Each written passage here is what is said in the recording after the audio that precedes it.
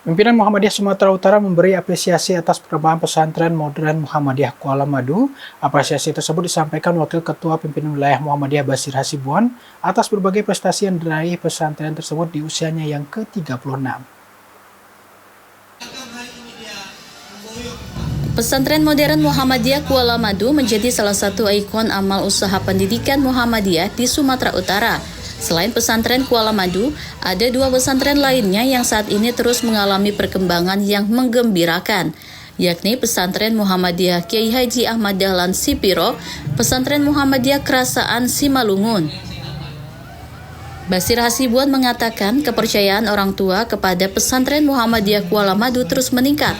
Selain banyak pimpinan Muhammadiyah yang mempercayakan anak-anaknya untuk dididik di sini, juga banyak anak didik yang berasal dari warga bukan Muhammadiyah dari berbagai daerah di tanah air.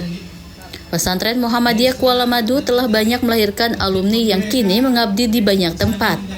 Regenerasi di pesantren Kuala Madu pun berlangsung dengan baik. Mudir, wakil, dan pengurus pesantren umumnya berasal dari pesantren itu sendiri.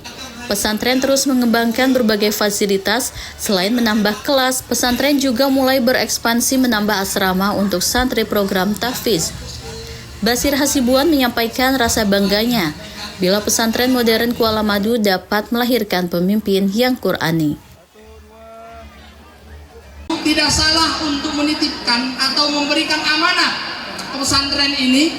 Sudah dilihat tadi, anak Pak Juriadi di sini, anak Pak Abdi Sukamto 4 di sini.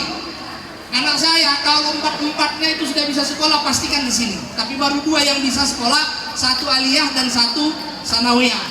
Kalau anak Pak Mario Kasdi sudah nggak ada lagi yang usia sekolah. Anak Bang Tolip udah nggak ada lagi yang usia sekolah.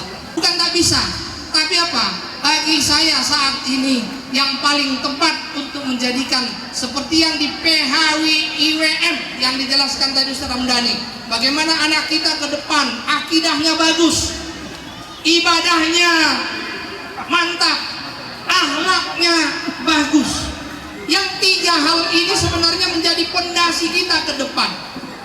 Maka saya berpesan kepada santri dan santriwati yang hadir pada kesempatan hari ini, pesannya yang pertama, ada 3 kompetensi anak-anak kami. Karena hari ini silakan bersenang-senang, lampiaskan itu nggak apa-apa. Karena hari ini, karena saya juga dulu seperti itu. Pak Mario dan yang lainnya juga, Ustaz Ramdhani pun dulu begitu selesai senang. Kenapa? Di satu sisi ada kesenangan kita sudah selesai menyelenggarakan program pendidikan kita. Ada yang 3 tahun dan ada yang 6 tahun. Silakan lampiaskan hari ini. Karena apa? Harus kita persiapkan juga untuk generasi ke depan. Saya catat yang paling bawah, tetapi ini yang paling inti sesungguhnya. Pemimpin-pemimpin yang lahir dari sini adalah pemimpin-pemimpin yang di badannya, yang di pikirannya adalah pemimpin Quran. Itu sebenarnya yang paling diminta oleh masa depan bangsa ini. Banyak orang pintar di bangsa ini, tetapi tidak berjiwa Qurani. Akhirnya pengelolaan bangsa ini menjadi pengelolaan yang semeraut. Yang pertama yang harus dipersiapkan itu adalah karakter. Tujuan pendidikan nasional, tujuan pendidikan Muhammadiyah mengembangkan potensi peserta didik yang beriman. Itu yang pertama.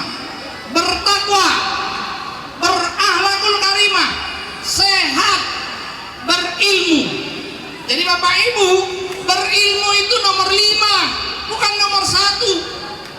Maka pondok pesantren itu ketika saya baca tujuan itu, maka anak saya harus saya masukkan ke pesantren karena hanya di pesantren bisa didapatkan tujuan pendidikan itu.